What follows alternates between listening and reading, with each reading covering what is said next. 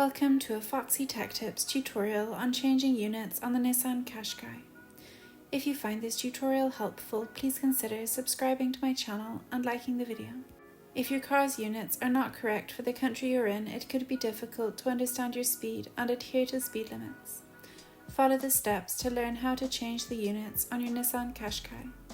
Tap Settings in the bottom right of the infotainment screen. Then tap the arrow on the right side to get to the second settings page. Choose More Settings from the options. Then tap Units. Here you can change the distance and temperature units. When you tap on the unit, it will change. And that draws an end to this tutorial.